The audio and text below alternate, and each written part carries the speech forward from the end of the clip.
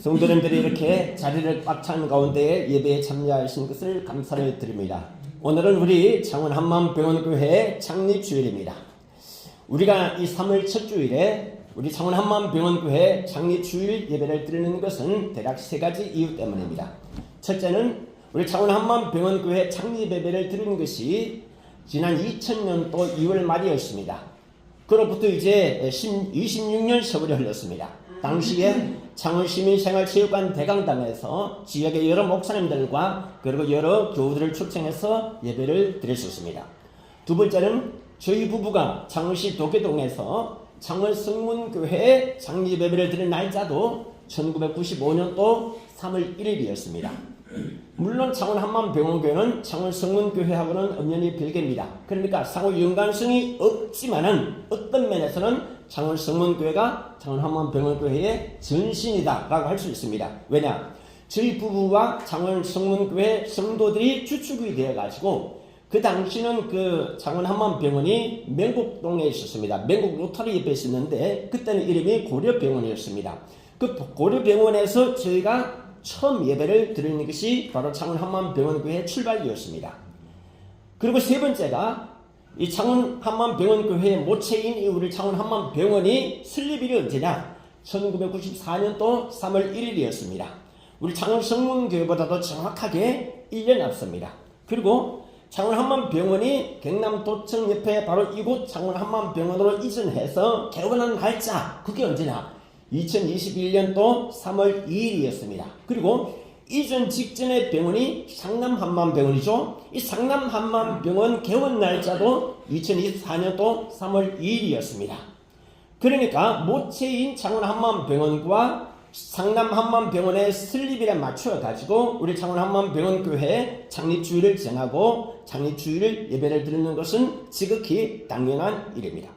그렇기 때문에 오늘 우리는 이렇게 보시면은 그 떡이 저 뒤에 있습니다. 주용옥 협동 목사님께서 비록 참석은 못하셨지만은 떡을 이렇게 창립주일에 맞춰가지고 보내오셨고, 생수는 우리 진해에서 또 장로님이 보내오셨고, 그리고 또 케이크, 요거는 또 그 김청한 대방 볼링장 대표께서 또 보내준 이것을 가지고 우리가 조촐하게지만은 우리 창원 한마음병원교회 창립주일 예배를 드리게 되었음을 하나님과 성도 여러분에게 크게 감사하게 생각합니다. 우리 하나님께 박수로 영광을 돌리겠습니다. 무엇보다도 제가 지난주에 기관지 확장증과 그리고 폐렴증세가 왔습니다. 설 연휴 때에 치료를 제대로 못했기 때문인데 하마터면 제가 병원에 입원을 해야 될 뻔했었습니다. 주치의 선생님께서 일주일 동안을 병원에 입원해 있어야 된다라고 이야기를 하셨습니다. 그런데 이렇게 그 사흘 전부터 조금씩 호전되기 시작해가지고 오늘 아침에 가래와 기침이 사실상 딱 끊긴 것을 감사하게 생각합니다. 그래서 환복이 아니고 정장 차림으로 여러분에게 서게 된 것이, 성도님들이야 뭐 아픈 분들은 환복을 입고 오셔도 됩니다만은 그러니까 목회자가 환복을 입고 앞에 서는 것은 사실 조금 모양새가 그렇지 않겠느냐. 오늘 우리 창원 한마음병원교회 창립주일을 맞아서 저는 여러분들에게 마태복음 16장 16절 등의 말씀을 갖고서 수제자 베드로의 7대 명언에 대해서 살펴보므로 은혜를 나누고자 합니다. 우리가 3주 전에는 무슨 제목을 가지고 은혜를 나누느냐? 예수님의 7대 명언. 그리고 지난주에는 무슨 제목이었느냐? 대사도 바울의 7대 명언. 오늘은 수제자 베드로의 7대 명언. 다음 주에는 사도 요한의 7대 명언, 그 다음 주에는 그 모세의 7대 명언, 그리고 그 다음 주는 다윗의 7대 명언, 그 다음 주는 솔로몬의 7대 명언, 맨 끝에는 창원 한마음병원교회의 7대 명언. 이게 시리즈입니다. 자, 수지자 베드로의 7대 명언 들어갑니다. 준비되셨죠? 첫 번째, 마태복음 16장 16절입니다. 주는 그리스도시요 살아계신 하나님의 아들이십니다 라고 하는 구절입니다. 이 구절은 신구약 성경을 통틀어서 가장 위대한 신앙 고백이라 할 수 있습니다. 오늘 베드로의 이 신앙 고백만큼 간결하고도 명쾌하고 그리고 감동적인 신앙 고백을 저는 들어본 적이 없습니다. 좀 극단적으로 말해서 베드로의 7대 명언 중에서 나머지 6개 명언을 다 뺀다 하더라도 이 구절 하나만 가지고도 7개 맹언을 다 보탠 것만큼의 가치가 있다. 나는 이렇게 생각합니다. 쉽게 말해가지고 베드로의 7대 맹언 중에서 대표 맹언이 뭐냐? 창세기 2장 23절에 보면은 인류 역사상 가장 탁월한 사랑 고백이 하나 있습니다. 첫사람 아담이 하와에게 한 프로포즈입니다. 이는 내 뼈 중의 뼈요 살 중의 살이라. Now this is my bone of bones, flesh of my flesh. 저는 음악을 전공을 했습니다. 세계문학 전집에 대해서 읽을 기회가 좀 있었습니다. 그러나 어떤 세계문학 전집책을 읽어봐도 육사일에 이처럼 완벽하고도 아름다운 프로포즈 멘트는 이때까지 들어본 적이 미안하지만 없습니다. 우리 그러므로 다같이 한 번 더 창세기 2장 23절 말씀 따라 하시기 바랍니다. 당신은 내 뼈 중의 뼈요. 시작. 살 중의 살입니다. 시작. 쭉 이어서 당신은 내 뼈 중의 뼈요 살 중의 살입니다. 시작. 내 뼈 중의 뼈요 살 중의 살입니다. 저는 군자도의 성경 번역집 저자이기도 합니다. 이 책입니다. 그러나 신구약 영어 성경과 한글 성경을 통틀어서 베드로처럼 아름답고도 간결하며 멋진 신앙 고백을 들어본 적이 없습니다. 이것은 역대 기독교인들 가운데서도 마찬가지입니다. 주는 그리스도시요 살아계신 하나님의 아들이십니다. 저는요 베드로를 볼 때에 베드로는 흠결이 많은 사람이었습니다. 학벌도 없었습니다. 그리고 직업도 어부였습니다. 무엇보다도 예수님을 3번이나 부인하고 배신했습니다. 그것도 결정적인 순간에. 저는요 배신한 사람을 별로 좋아하지 않습니다. 특별히 결정적인 순간에 배신한 사람은 미안하지만은 사람으로 안 봅니다. 아주 그냥 개 이하로 봅니다. 그런 이유가 있습니다. 제가 배신자를 안 좋아하는 이유는 2가지인데, 첫째는 영어 속담 때문입니다. 영어 속담 2개가 있는데 제가 잘 외운 것 중에서 하나는 A friend in need is a friend indeed. 내가 필요할 때 도와주는 친구가 진정한 친구다. 2번째는 뭐냐면은 Don't bite the hand that feeds you 라고 해가지고 Don't bite the hand, 손을 물지 말아라. That feeds you, 당신한테 먹이를 주는 손을 물지 말아라. 배신하지 말라는 뜻입니다. 2번째 이유가 뭐냐? 이 부부의날이라는 것이 대통령령에 의해 가지고 국가기념일로 지정되는 결정적인 순간에 배신자 한 명 튀어나왔습니다. 그래서 이게 국가기념이 되는 걸 막아버렸습니다. 누구라고 말은 안 하겠는데 신분은 밝히겠어요. 다름 아닌 목회자입니다. 그것도 유명한 목사. 제가 얼마나 배신감에 치를 떨었는지 모릅니다. 13년 동안 좀 미안한 말로 내 평생의 수건이 부부나 국가기념을 만드는 건데 이게 막히는 순간 이를 말할 수 없는 배신감의 고통을 속으로 사귀면서 지나갔었습니다. 그 양반이 행정자치부에다가 부부의 날은 국가기념일로 지정될 필요가 없다. 공문을 딱 부정적인 것을 보내버리네요. 행정자치부 의정팀에서 이게 딱 낮잠을 자고 계류돼가지고 4년 동안 목사님 이것 때문에 국가기념일을 만들어줄 수가 없습니다. 엄청난 피눈물을 흘리면서 여성가족부를 설득하고 또 행정자치부 설득하는 중에 행정자치부에 박명재 장관이라는 분하고 여성가족부에 장하진 장관이 딱 부임을 하면서 이주영 전 국회 부의장님이 설득하시고 제가 간절히 호소하고 여러분이 도와주신 끝에 2007년도 5월달에 대통령령에 의해 가지고 4년 후에 기념일이 제정이 된 것입니다. 나는 이것 때문에 얼마나 큰 고통을 받았는지. 나중에 13년이 지나고 난 뒤에 공개 사과를 그 양반한테 받았습니다. 그런데 한참 세월이 지나고 난 뒤에 공개 사과 받아봤지 못합니까? 이미 4년 동안의 흘송색을 분한 것은 어떤 것으로도 보상받을 수가 없는 것입니다. 그런데 여러분, 개는 어떻습니까? 개는 그래도 자기 주인을 배신하지는 않습니다. 개 하면 충성되다 이런 뜻을 우리가 생각하지 않습니까? 그런데 요새는요, 동영상 보니까 개 못지않게 충성된 동물이 뭔지 아십니까? 고양이. 고양이가 굉장히 주인에 대한 충성심이 대단합니다. 특히 집 고양이는요, 자기 집에 들어오는 어떤 동물이든지 무조건 막아냅니다. 특별히 고양이가요, 자기 주인의 어린 아들, 딸이 이렇게 유모차에 앉아있다. 그런데 캐나다나 미국 같은 큰 나라에 보면은 이제 이렇게 별장 같은 데가 많지 않습니까? 그런데 갑자기 숲속에서 곰이나 엄청난 큰 곰이 오게 됐었을 때 이 자그마한 고양이가요 자기 주인 그 갓난아이를 지키기 위해서 곰하고 싸웁니다. 싸우고 이깁니다. 몰아냅니다. 그 자그마한 고양이가 곰하고 싸워서 물리친다는 사실 여러분 상상을 했습니까? 그런데 가능해요. 그 고양이의 용맹함과 용기, 기에 곰이 질려가지고 뒤로 물러나 버리고 마는 것입니다. 무슨 말이냐? 개나 고양이만도 못한 배신자들, 그런 배신자들이 성경뿐만 아니고 정치, 경제, 사회 곳곳에 많이 있습니다. 오죽하면 어떤 정치인은 이야기하기를 우리 대한민국의 정치사는 배신의 역사다 이런 말을 한 적이 있는데 정말 우리가 다른 어떤 것은 몰라도 기본적으로 지킬 것은 좀 지켰으면 좋겠다 그런 말씀을 드리고 싶습니다. 베드로 반석이라고 하는 별명하고는 전혀 안 어울리게도 예수님을 부인하고 배신하는데 무려 3번이나 저주하면서까지 배신합니다. 수지자라고 하는 타이틀, 수지자라고 하는 타이틀은 고사하고 12사도의 축에도 끼이지 못하는 사람이었다. 이 사도로서 베드로는 심각한 결격 사유가 있다라고 하는 것입니다. 그런데도 예수님은 수지자 베드로를 안 버리셨습니다. 예수님을 은 30냥에 팔아넘긴 배신자 가룟 유다는 예수님이 버리셨는데 베드로는 안 버리셨습니다. 왜일까요?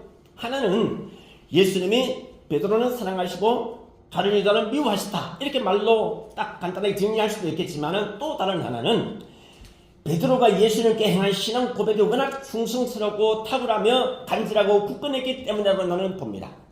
베드로가 예수님 앞에 대한 그 신앙 고백이 워낙 대단했기 때문에 속이 뒤틀리고 그냥 막 분노가 일어날 때도 있었겠지만은 예수님은 베드로를 끝내 용서할 수밖에 없었다.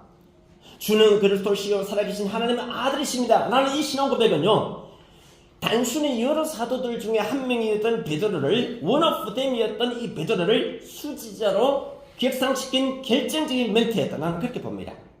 베드로 이 고백을 들으신 예수님이 베드로에게 4가지 축복을 내리십니다. 첫째, 바요나 시몬아 내가 복이 있도다. 둘째, 너는 베드로라 별명을 붙이셨죠. 세 번째, 내가 이 반석 위에 내 교회를 세우리라. 마지막 4번째, 내가 천국 열쇠를 내게 주리라.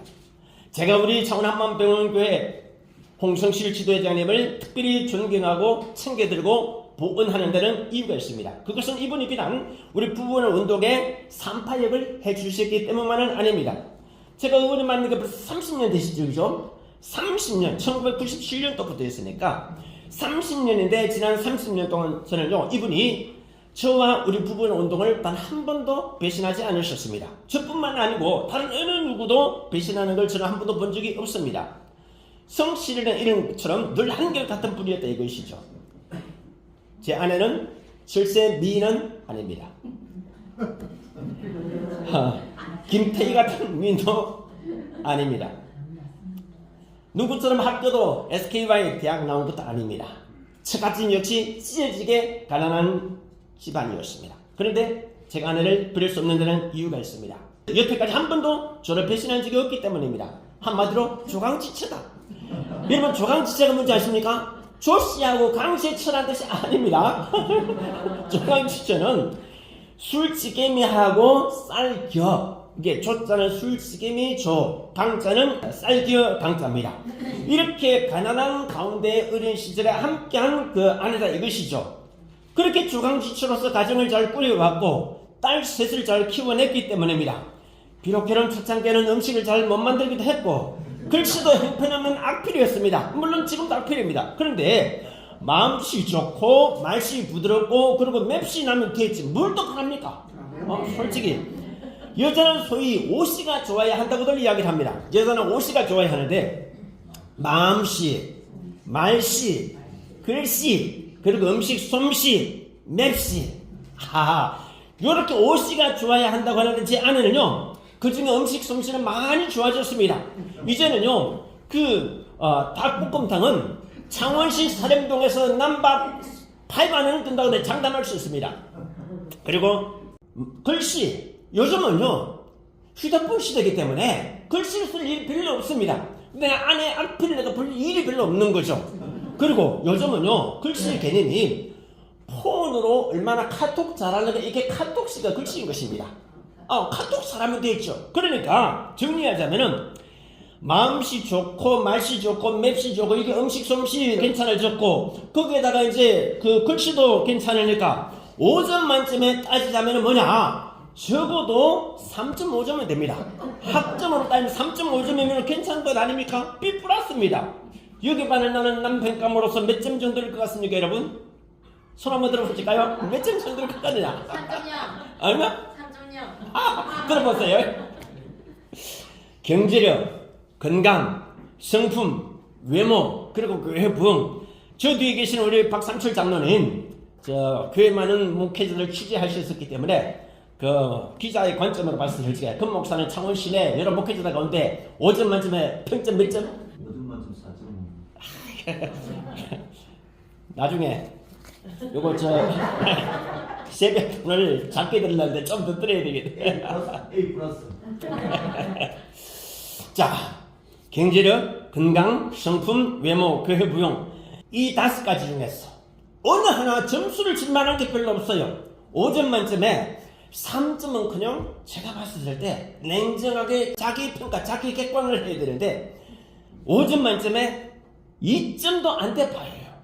고작해야 한 1.5점, 1.5점도 후한 평점 아니겠느냐? 응? 여러분 신돈키호테라는 말 들어보셨습니까?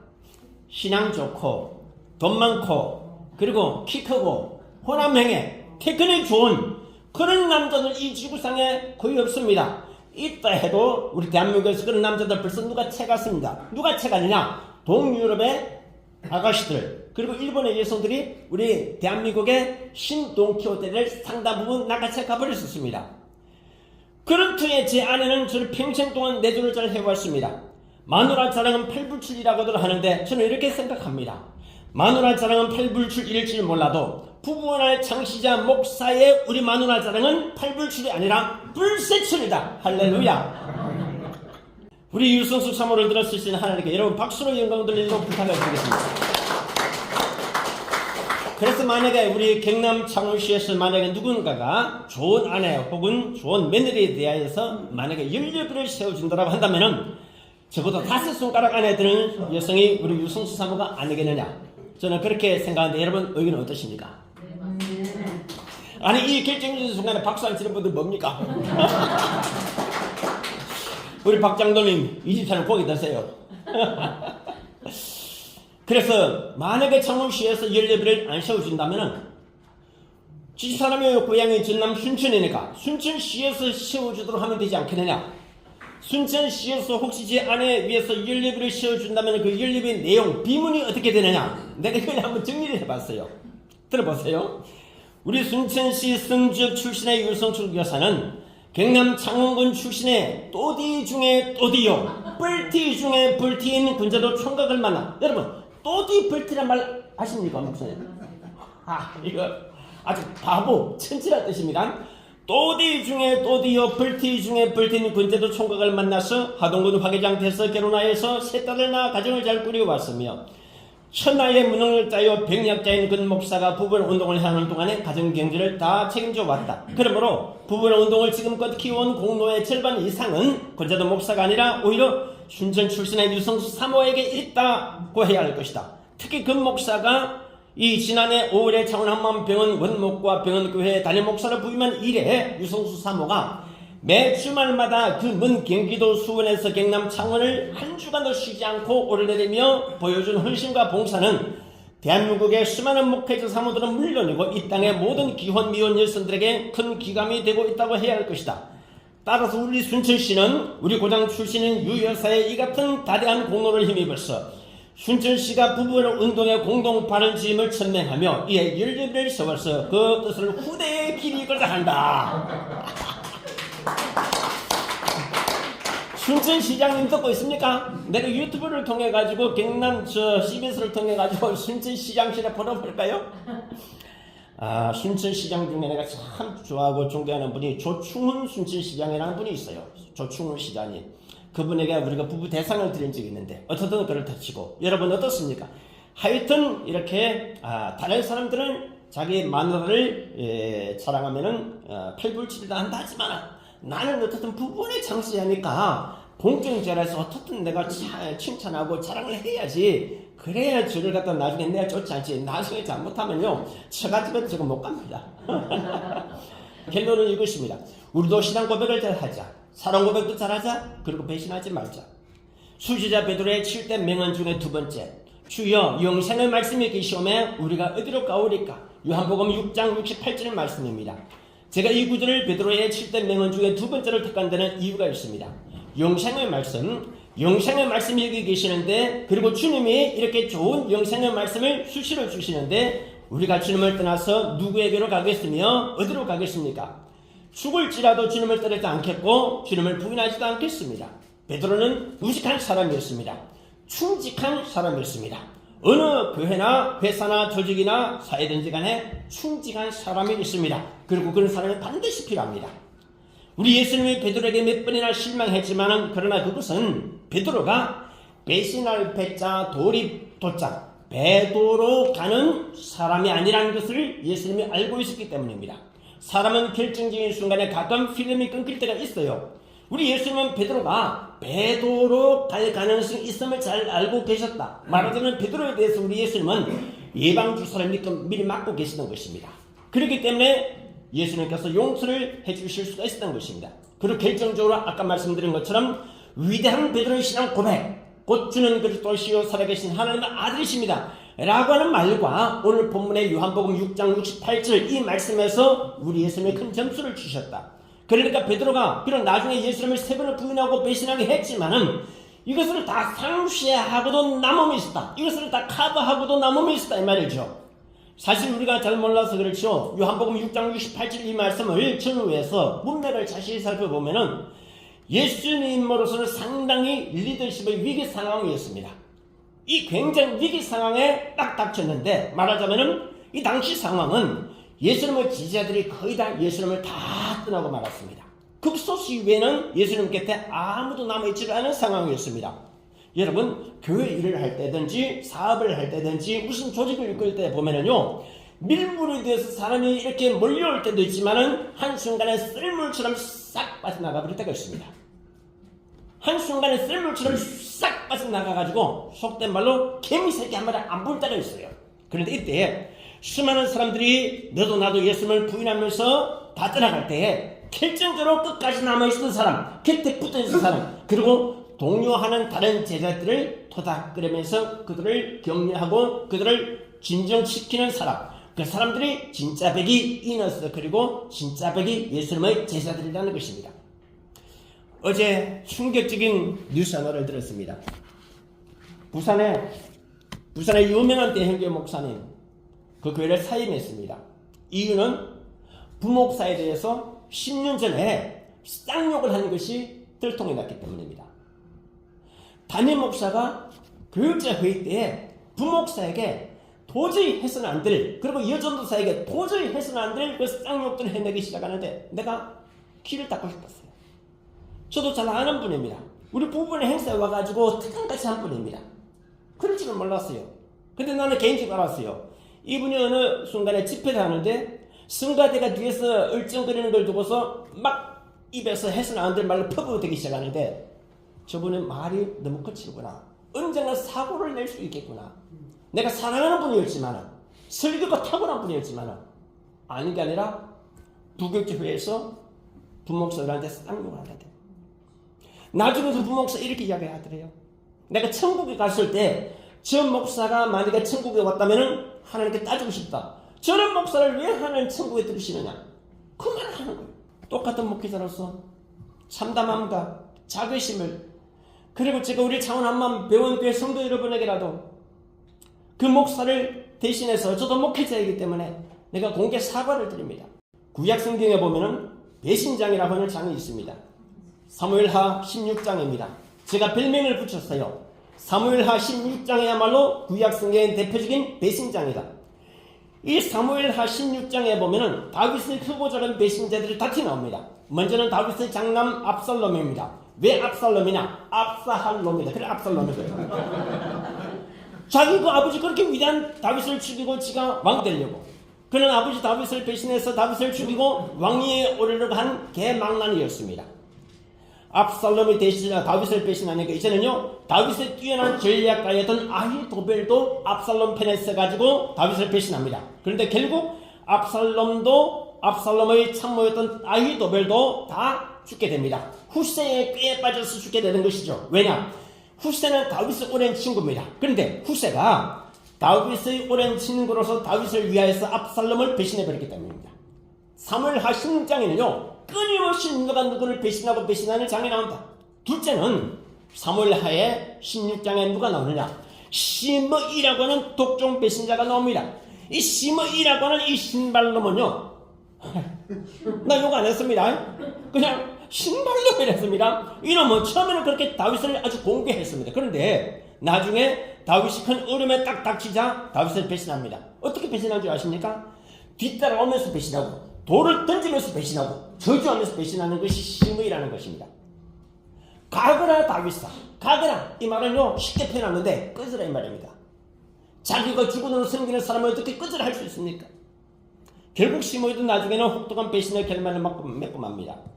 여러분 이처럼 배신을 낳게 되는 것입니다. 그러나 수지자 베드로는 말합니다. 주여 영생의 말씀이 계시매 우리가 누구에게로 가겠습니까?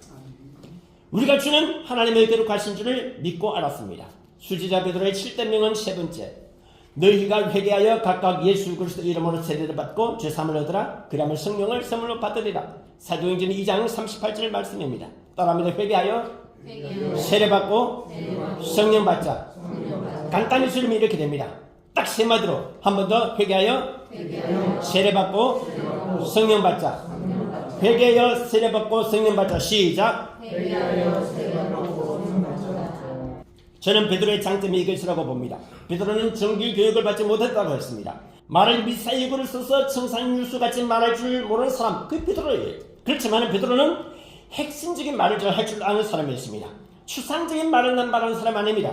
나는요 누구를 위해 기도할 때라든지 그 환자를 위해 기도할 때라든지 추상적인 말을 안 씁니다. 핵심적인 말, 그냥 갖다 붙이는 거잖아요. 무조건 그 환자에게 꼭 필요한 말씀들. 어느 가정에 신방 갈 때도 마찬가지입니다. 두루뭉술하게 구름 잡는 이야기 잘 나갑니다. 딱 핵심적인 기도도 하시고. 한 번 더 따라합니다. 회개하라, 세례 받으라, 성령 받으라. 동일한 말씀이 사도행전 2장 40절에도 나옵니다. 너희가 이 패역한 세대에서 구원을 받으라. 우리 한 번 더 따라합니다. 너희가 이 패역한 세대에서 구원을 받으라. 그리고 사도행전 2장 41절에 뭐라고 나옵니까? 그 말을 받는 사람들은 세례를 받으며 이 나라의 제자의 수가 3,000이 나타나더라. 여러분 한 번 설교에 3,000명씩 구원받게 해보신 적 있으십니까? 아니, 구원은 고사하고 한 번 설교를 하실 때 3,000명 운집하는 가운데 설교해 보신 적이 혹시 있으십니까? 혹시 우리 이 형제 목사님 그 논산에서라든지 있으신지 모르겠습니다. 우리 목사는 워낙 인품 한번 보십시오. 얼마나 환하십니까? 하늘에 보면은요 훤하십니다. 제가 봤을 적에 아주 위대한 훌륭한 사역을 논산에서 해오실지 싶고, 아드님 또 수원에서 목회를 잘 하고 계신다고 들었고, 따님이 그 옥포의 제일교회 목사 사모님이랍니다. 그러니까 따님이 가까이 계시다 보니까 지내로 이렇게 이사 오셨는데, 그런데 저는요 한 번 설교에 3,000명 구원받는 것은 고사하고 3,000명이 모인 가운데 내가 집회를 인도해 본 적도 솔직히 없습니다. 물론 국회에서는 많이 해봤습니다. 저는 20년간 세계 부부의 국회 기념식 행사를 총괄적으로 주관해 왔습니다. 그렇기 때문에 국회 행사라면 속담을 좀 빠삭합니다. 20년 동안 국회 내에서 특정 기념 행사를 목회자나 일반인을 통틀어서 이렇게 주관해 온 사람은 저밖에 없습니다. 그러나 아무리 국회 대강당이 하더라도 여태까지 550여 석이 되는 대강당 자리가 꽉 찰 정도로 청중들을 다 한 자리에 모아본 적은 솔직히 없습니다. 저는 여의도에서도 그 부분의 기념 행사를 많이 주최해 왔었습니다. 그런데 아무리 많이 모아봤댔자 기껏해야 400~500명 정도. 근데 여러분 400명, 500명 숫자요 실제로 한 명, 두 명 쉬어보면요 결코 작은 숫자가 아닙니다. 결코 작은 숫자가 아니에요. 그런데 오늘 본문 보십시오. 한 번 설교에 3,000명, 5,000명씩 주께로 인도하는 힘, 그 능력, 그 베드로의 대단한 능력이 아닐 수가 없습니다. 그 능력, 베드로가 주도하는 것 아니겠습니까? 저는요 야외 행사든지 실내 행사든지 이렇게 많이 주최해봤는데, 그렇기 때문에 사람을 모으는 것이 얼마나 힘든 일인가를 난 꿰뚫게 잘 알고 있습니다. 행사를 보면요 먼저 사람이 모여야 됩니다. 그 다음에 돈입니다. 사람과 돈 중에 뭐가 더 중요하냐? 사람이 중요합니다. 사람이고 돈이 있지 돈이 있고 사람이 있지 않습니다. 첫 번째 행사는 사람, 두 번째 돈, 세 번째 프로그램입니다.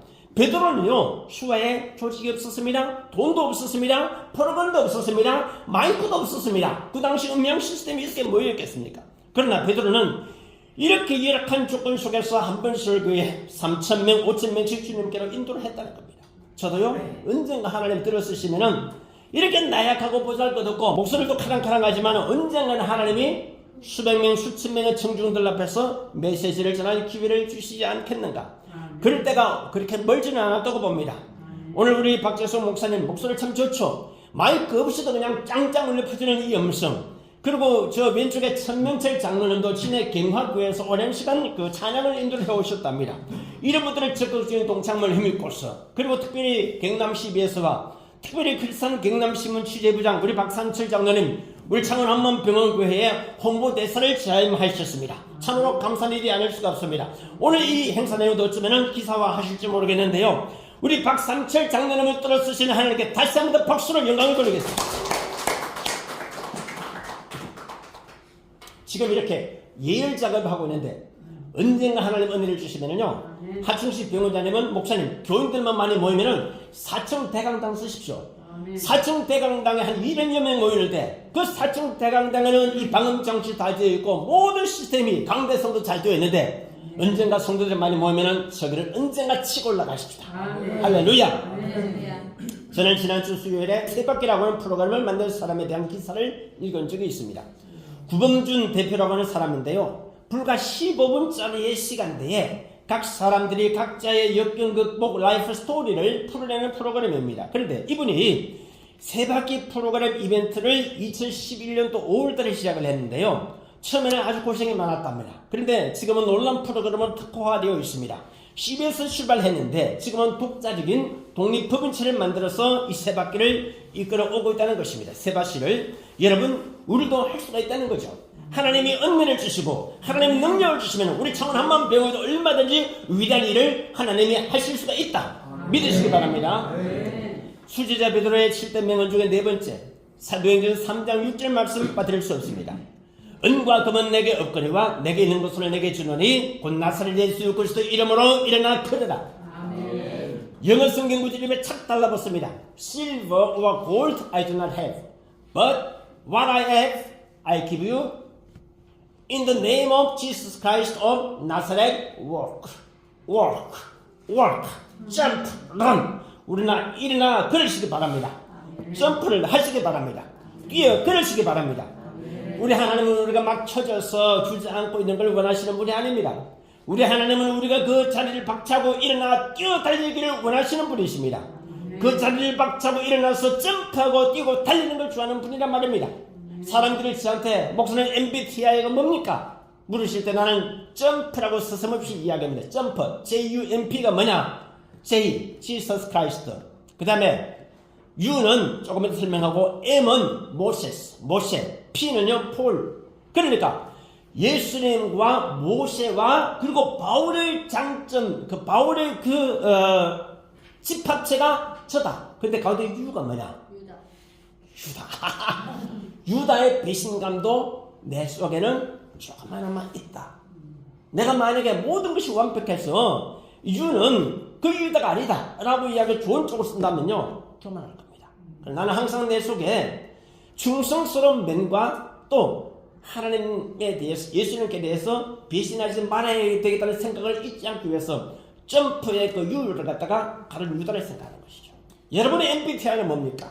성경 속에 있는 유명한 그 위인들의 이니셜 문자를 따가지고 만약에 여러분의 MBTI를 만들어 보신다면 어떨까? 우리 하나님은 이렇게 우리에게 점프하시고 런하시고 그리고 라이즈업 일어나시기를 원하는 분이다. 그래서 저도요, 기관지 확장증 그리고 폐염증 그 진단을 받았음에도 불구하고 안 되겠다, 뛰어나 막 달리자. 창원대 운동장 어제 세 바퀴를 내터 달렸습니다. 달리고 나니 기분 좋아요. 그러고 난 뒤에 펜도선 기관지 확장증 펜비계 정시가 호전되기 시작하는 거죠. 힘들고 주저앉아 싶어지고 들어 쉬고 싶을 때에 그때 이 말씀을 생각하면서 점프하는 우리 모두가 되기를 예수님의 이름으로 축원합니다. 주철한 PD라고 아시죠? 마산 출신입니다. 대한민국 PD의 역사를 세웠던 분인데 이분이 경영방송의 사정직도 한 분인데 유명한 말이 있습니다. 끼, 깡, 끈, 꿈, 꼴 이런 유명한 말을 쓰는데 끼가 뭔지 아십니까? 달란트. 깡으로 나가라. 끈을 붙잡아라. 그리고 꿈이 있어야 된다. 꾀돌이라야 된다. 그리고 꼴, 목표를 향해 나가야 된다. 이 중에서 우리가 꼭 붙잡을 수 있는, 그리고 붙잡아야 할 것이 뭐냐? 끈이라는 건데, 그 끈이 뭐냐? 예수 그리스도의 구원의 생명줄을 어떤 경우라도 놓치지 말고 붙잡으시기 바랍니다. 요 끈만 붙잡으면요, 다른 거 필요 없어도 됩니다. 요 끈만 딱 붙잡으면은 하나님이 언젠가는 기적을 열어주실 것이다. 우리 수제자 베드로는요, 가진 것이라고는 아무것도 없었어요. 딱 예수님을 제자라고 하는 끈. 근데 베드로는요, 예수님을 제자 중에서도 수제자였어요. 베드로의 설교는 깊이가 있을 것 같지는 않습니다. 목소리도 나긋나긋한 목소리가 아니었을 것 같습니다. 제가 오늘 아침에 CBS 방송 설교를 듣고 왔는데요, 제 바로 앞에 있는 분이 서울의 유명한 교회 목사님 설교였습니다. 나긋나긋해요. 창원에 있는 많은 분들, 방송 설교하는 분들을 거의 다가 발음이 좋고 나긋나긋하시고 대형되고 또 미국에서 학위를 받고 분들이 많이 설교를 하십니다. 특히 담임 목사님이 이제 교회를 세우고 난 뒤에 2대째 목사로 오신 분들은요, 당내에서 나긋나긋하고 부드럽고 그리고 목소리가 흠결 없는 그런 분을 선호합니다. 그런데 제 설교는 그렇지 않아요. 팍팍 나가는 그 메시지입니다. 나긋나긋한 설교를 저는 잘 안 하고 못합니다. 베드로가 그랬을 것입니다. 강력한 중후한 그런 파괴력 있는 메시지를 베드로가 던지지 않겠는가. 교양과 품위하고는 담을 쌓아놓은 사람이었을 것이다. 얼굴에 일자무시한 떼국물이 주르르 흐르는 사람이 베드로였을 것이다. 그러나 이 베드로의 한마디 설교에 사람들이 빵빵 뒤로 나가버지는 걸 어떡합니까? 세상 살다 보니까요, 가방도 길덕에서 결코 말을 잘하는 것이 아님을 알게 되었습니다. 일자무시하다고 해가지고 지혜롭게 말할 줄은 모르는 것이 아님을 알게 되었습니다. 제 아무리 일자무시한 사람이라도 예수님이 은혜를 주시고 말씀을 주시고 능력을 주시면 뭐든지 할 수가 있습니다. 할렐루야. 예수님이 은혜를 주시고 능력을 주시면 경천 동지할 새 역사를 이뤄낼 수 있다는 것입니다. 사람들은 발목 상대할 만한 기적을 일으킬 수가 있다. 아무리 일자무시하더라도 예수님이 은혜를 주시고 말씀을 주시고 능력을 주시면 가능하다. 예수님은 이처럼 세상적인 기준으로는 보잘것없는 우리들을 들어서셔서 위대한 일을 이루기를 원하시는 분이다. 수제자 베드로의 7대 명언 중에 5번째, 사도행전 4장 12절입니다. 다른 이로서는 구원을 얻을 수 없나니 천하 인간의 구원을 얻을 만한 다른 이름을 우리에게 주신 일이 없습니다. 이 구절이 왜 중요하느냐? 기독교 종교는 유일신 종교입니다. 그런데 유일신 사상의 대못을 받는 성경 구절이 있는데 그게 바로 이 구절이기 때문입니다. 우리 한번 따라합니다. 다른 이로서는 구원을 얻을 수 없나니 천하 인간의 구원을 얻을 만한 다른 이름을 우리에게 주신 일이 없습니다. 근데 여러분, 이 명언을 누가 말했다는 겁니까? 베드로입니다. 그러니까 베드로는 일자무식하고 책을 사도 바울만큼 많이 쓰지는 못했지만은 베드로는 굵직굵직한 업적을 남겼습니다. 무엇보다도 베드로 그 명언 멘트가요, 많이 하지는 않았지만은 그 멘트 숫자가 많지는 않지만 아주 강력한 메시지, 임팩트가 있는 메시지를 베드로가 날렸다는 것이죠. 대표적으로 아까 말씀드렸죠. 첫째, 주는 그리스도에서 살아계신 하나님의 아들입니다. 두 번째, 사도행전 2장 38절, 너희가 회개하여 각각 예수 그리스도의 세례를 받고 죄사함을 얻으라. 그럼 성령을 선물을 받으리라. 이 한마디 말로 한 번에 3,000명, 5,000명 세례받는 기적. 셋째가 사도행전 3장 6절, 은과 금은 내게 없거니와 내게 있는 것은 내게 주느니 나사렛 예수 그리스도의 이름으로 일어나 걸으라. 은과 금은 내게 없거니와 내게 있는 것은 내게 주느니 나사렛 예수 그리스도의 이름으로 너희 위 아마 떠나갈지어다. 너희 그 펜도 아마 떠나갈지어다. 너희 췌장 아마 떠나갈지어다. 너희 간 아마 떠나갈지어다. 우리 나사렛 예수 그리스도의 이름으로 은과 금은 내게 없지만 내게 있는 것은 내게 주느니. 베드로의 3장 16절. 이 구절은 불치병자 치유에 가장 강력하고도 우렁차고 배포있는 수지자 베드로다운 임팩트가 있는 메시지였다. 세 번째가 오늘 본문의 사도행전 4장 12절 아닙니까? 다른 이름으로서는 구원을 얻을 수 없는데 천하 인간을 구원 얻을 만한 다른 이름을 우리에게 주신 일이 없다. 여러분, 예수님 이외에 다른 어떤 분에게서도 구원받고 치료받으려고 아둥바둥 그러지 마십시오. 그래봤자 결국 돌고 돌고 돌아가 예수님 겁니다. 시간 빼앗기고 건강 잃고 친구 잃고 돈 잃고 직장 잃고 가정 잃고 다 잃고 난 뒤에 예수님께 돌아옵니다. 중요한 건 이겁니다. 다 잃고 난 뒤에 예수님께로 올래? 아니면 잃기 전에 미리 예수님께로 올래?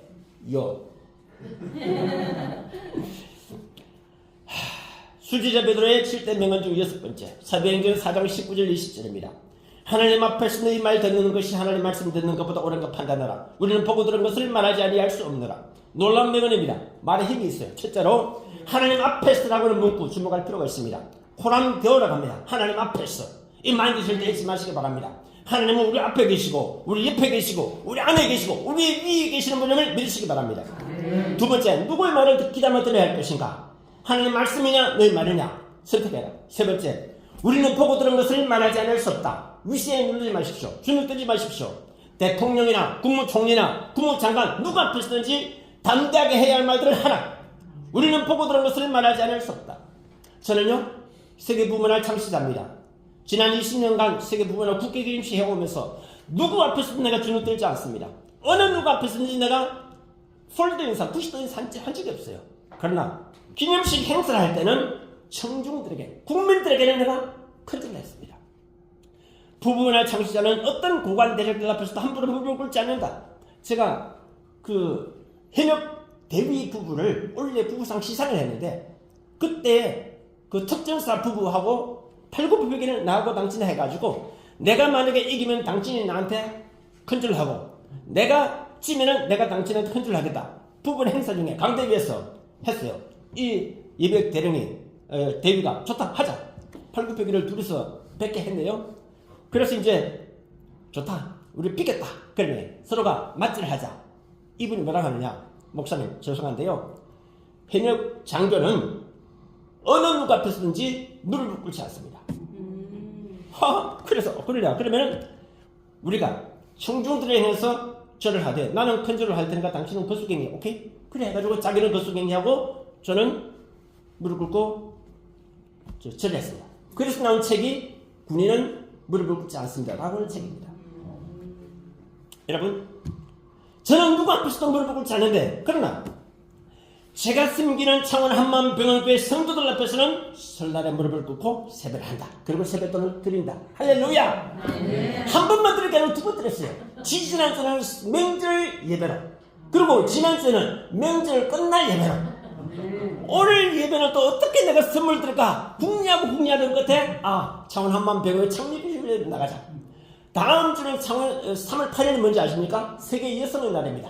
세계 여성 주간을 하면 되겠다. 3월 15일은 뭔지 아시죠? 다다음 주일은 3.15입니다. 3.15 기념주일 예배를 우리 홍광원님, 우리 박선치 장로님, 창원 마산에 있는 그 교회 가운데서 3.15 기념주일 예배를 교회에서 들으니 혹시 들었습니까? 없죠. 우리 창원 한마음교회가 최초로 창원 마산 진해 통합으로 3.15 의거 기념주일 예배를 드리는 데서 만약에 동의하시는 박수를 하나님께 영광드립니다. 그러면 나중에 김민석 국무총리가 혹시 우리 병원에 올지 모릅니다. 사실 얼마든지 올 수 있어요. 그 사람 말을 잘하고 또 기독교인, 독실한 기독교인이라 하니까. 어떻든 저는 국가수일 2위인 국회의장 앞에서도 주눅 들지 않았습니다. 당당하게. 참 이것이 나한테는 감사한 일이 아닐 수가 없었습니다. 아주 덩치도 작고 외스하고 목소리도 가랑해도요. 절대 웬만해서는 무릎 꿇지 않는데 성도들 앞에서는, 그리고 행사할 때 청중들 앞에서는 무릎 꿇고 큰절로 행사를 합니다. 우리는 보고 들은 것을 말하지 않을 수 없다. 명언 중에 명언 마지막 7번째, 수지자 베드로의 7대 명언 중 마지막 7번째, 베드로전서 2장 9절입니다. 오직 너희는 택하신 족속이요 왕같은 제사장들이요 거룩한 나라요 그의 소유된 백성이라. 한번 따라합니다. 오직 너희는 택하신 족속이요 왕같은 제사장들이요 거룩한 나라요 그의 소유된 백성이라. 그 다음에 이렇게 이어집니다. 이는 너희를 어두운 데서 불러내어 너희 기이한 빛에 들어가게 하신 자의 아름다운 덕을 선전하게 하게 하십니다. 이 구절이 왜 중요하느냐. 우리는 택한 선민이고 왕같은 제사장이고 거룩한 나라라고 하는 것입니다. 이것을 우리 베드로가 우리에게 가르쳐 주셨다. 특히 우리는 왕같은 제사장이다. 왕같은 제사장이다 이것이죠. 우리는 이 땅에 사는 동안에 비록 큰 부자가 아닐지 모릅니다. 그러나 왕같은 제사장이고 거룩한 나라를 선물을 받았기 때문에 저 천국에 가서는 모두가 다 부자인 줄로 믿습니다. 그렇기 때문에 우리가 천국에 들어가려는 것이죠. 이제 우리 함께 베드로의 그 7대 명언 다 같이 들어보시는데 처음부터 한번 정리를 해보겠습니다. 첫 번째가 주는 그리스도시여 살아계신 하나님 아들이십니다. 바로 마태복음 16장 16절.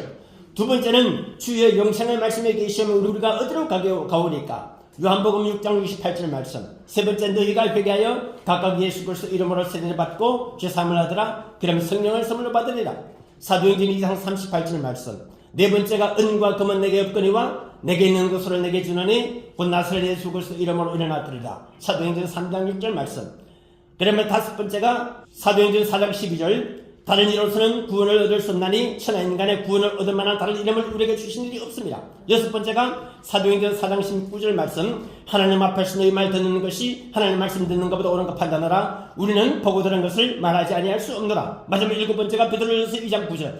너희는 택하신 쪽 속이고 왕같은 제사장들이고 거룩한 나라고 거의 소유된 백성이라. 이 일곱 가지를 머리 깔자 이니셜 문자만 딱 뽑으면 뭐가 되느냐? 주주 너온 다하오 이런 뜻이 되겠습니다. 주주 너은 다오. 주주이니까 너가 은을 다 가져라 이런 뜻이 되겠습니다. 그 정리하자면은 주는 그리스도시요 주죠. 그 다음에 주의 영생의 말씀이 세 번째가 너희가 회개하여 네 번째가 은과 금은 다섯 번째가 다른 이로서는 여섯 번째 하나님 앞에서 마지막 일곱 번째가 오직 너희는 택하신 족속. 이걸 앞 글자만 따면은 주주 너은 다하오. 그러니까 주님 너 당신이 은과 금을 다 하시오. 다 같이 따라합니다. 주주 너은 다 하오. 시작. 주주 너은 다 하오. 기도하겠습니다. 하나님 은혜를 다하여 주셔서 우리 모두가 베드로의 이 7대 명언을 가슴에 잘 새기게 도와주시고 말씀을 힘입고서 능력을 행하게 도와주시고 말씀을 힘입어서 주의 왕성의 사역을 감당하게 도와주시옵소서. 주주 너은 다하오. 하나님이여 은과 금은 내게 없지만은 내게 있는 곳으로 저희들에게 드리기를 원하옵나니 나사렛 예수 그리스도 이름으로 일어나 크게 도와주옵소서. 우리 다같이 주의 삼창 통선으로 기도할 때 제가 여러분을 위해서 안수하며 기도해 드리도록 하겠습니다. 우리 목사님들도 같이 함께 안수 기도를 해주시기 바랍니다. 박재성 목사님과 이형재 목사님도 같이 안수 기도를 해주시기 바랍니다. 함께 주의 삼창 통선으로 간절히 위하여 기도하겠습니다.